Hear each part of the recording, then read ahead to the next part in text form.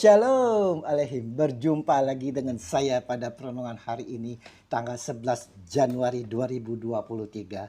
Saudaraku yang terkasih, mari kita bersyukur di dalam doa kepada Tuhan kita yang selalu memberkati kita. Dan marilah kita juga memberi senyuman dan sapaan kepada saudara-saudara kita. Kita awali perenungan pagi hari ini dengan tanda kemenangan kita dalam nama Bapa dan Putra dan Roh Kudus. Amin. Penderitaan menentukan iman kita. Bacaan liturgi hari ini diambil dari Ibrani 2 ayat 14 sampai dengan 18 dan Injil Markus 1 ayat 29 sampai dengan 38. Saudaraku yang terkasih di dalam kasih Kristus, selagi kita masih bernafas di muka bumi ini saudara, maka yang namanya penderitaan tak terlepaskan dari kehidupan kita. Suka atau tidak saudara, penderitaan silih berganti akan kita hadapi. Dan juga tak dipungkiri kalau banyak orang hendak menghindari penderitaan dengan berbagai cara.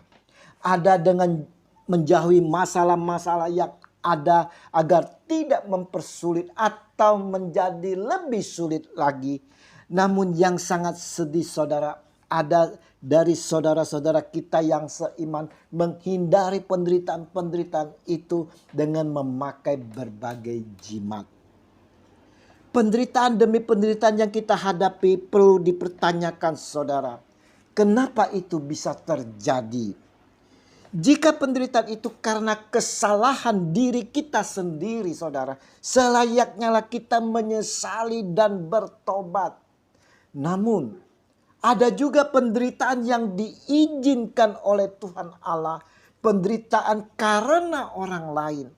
Di mana menderita untuk orang lain yang merupakan sebagai wujud pengorbanan diri kita untuk menyelamatkan orang lain. Kita dapat melihat bagaimana orang mau menderita demi orang lain saudara.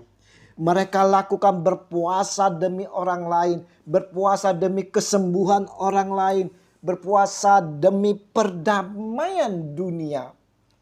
Inilah penderitaan karena orang lain. Yesus pun saudara-saudara yang terkasih di dalam kasih Kristus, dia hadir di dunia ini mau hidup dengan penuh penderitaan. Di mana penderitaan yang dialami bukan karena kesalahan atau dosanya pribadi saudara. Ia menderita untuk karya penebusan manusia yang telah berbuat dosa. Yesus mau tebus manusia dari dosa agar selamat. Karena Yesus Tuhan berkenan menderita, maka kita diselamatkan. Seperti apa yang dikatakan oleh Paulus saudara. Sebab oleh karena ia sendiri telah menderita karena pencobaan, maka ia dapat menolong mereka yang dicobai. Ibrani 2 ayat 18. Saudaraku yang terkasih, menghadapi penderitaan yang dihadapi ini saudara, akan terlihat bagaimanakah tingkat iman kita. Dengan penderitaan bisa membuat manusia semakin kuat dalam menjaga dan mempertahankan imannya. Di sisi lain saudara, tak sedikit juga manusia yang karena penderitaan meninggalkan imannya karena tidak kuat. Dalam hal ini penderitaan akan terlihat iman seseorang sekuat apakah imannya. Sekuat apakah dia percaya kepada Tuhan Yesus. Tidak dipungkiri oleh kita semua. Di mana tidak semua orang dapat memahaminya akan pergumulan-pergumulan yang dihadapi. Kesusahan-kesusahan dan penderitaan hidupnya saudara. Kita butuh seseorang yang mampu memahami segala kesulitan dan kondisi kita. Dialah Yesus Kristus yang telah hadir di dunia ini saudara. Yang mau menerima segala pencobaan, penderitaan seperti apa yang manusia alami. Dia mau ikut menanggungnya hingga dia disesat, dicambuk, bahkan dipaku di kayu salib saudara. Dan wafat karena ingin menanggung penderitaan manusia. Seperti yang dibuat oleh Nabi Yesaya. Tetapi sesungguhnya Penyakit kitalah yang ditanggungnya dan kesengsaraan kita yang dipikulnya. Padahal kita mengira dia kena tula, dipukul dan ditindas Allah. Yesaya 53 ayat 4. Saudaraku, Yesus sungguh-sungguh memahaminya dan ia mengerti akan kondisi kita, saudara. Dia sanggup memberikan yang terbaik bagi kehidupan kita. Karena itu, saudara, datanglah kepada Yesus dan bersandarlah kepadanya, saudara. Ia bukan hanya menghibur dan menguatkan kita, tetapi juga menjadikan hidup kita menjadi bejana yang mulia baginya. Tetapi dia, saudara, yang untuk waktu yang singkat dibuat sedikit lebih rendah daripada malaikat-malaikat, yaitu Yesus, kita lihat yang oleh karena penderitaan maut dimahkotai dengan kemuliaan dan hormat, supaya oleh kasih karunia Allah ia mengalami maut bagi semua manusia. Ibrani 2 ayat 9.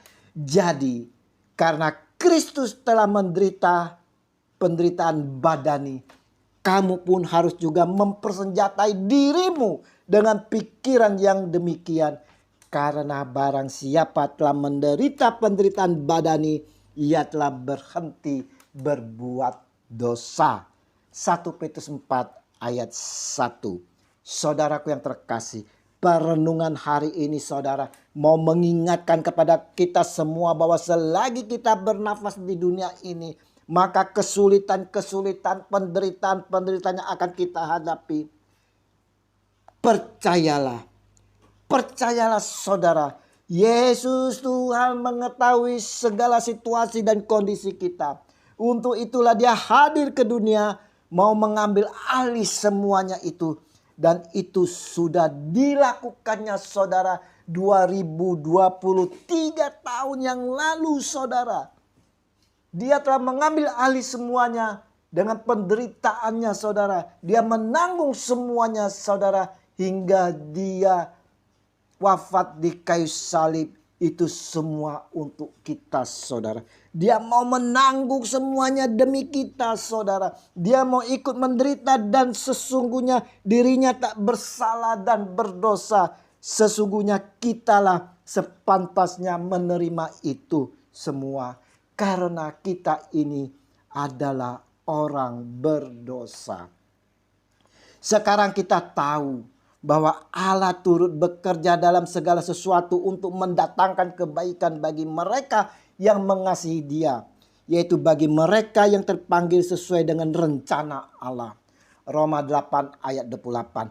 Maka saudara, mari kita mau hidup memakai segala perlengkapan yang telah diberikan oleh Tuhan Yesus, agar kita semakin kuat, kokoh dan tangguh untuk menghadapi setiap persoalan, kesulitan-kesulitan atau penderitaan-penderitaan di dunia ini.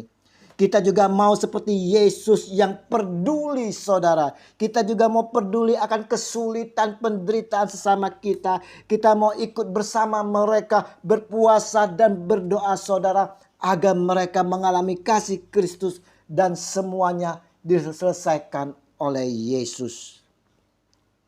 Yesus Tuhan, kami bersyukur kalau Engkau mau menerima segala kesulitan-kesulitan, penderitaan hidup kami, sakit penyakit kami. Biarlah Roh Kudus boleh senantiasa memampukan kami untuk selalu dapat membimbing kami, agar iman kami tetap bertahan kini dan sepanjang segala abad. Amin. Dalam nama Bapa dan Putra dan Roh Kudus. Amin. Shalom Aleichem.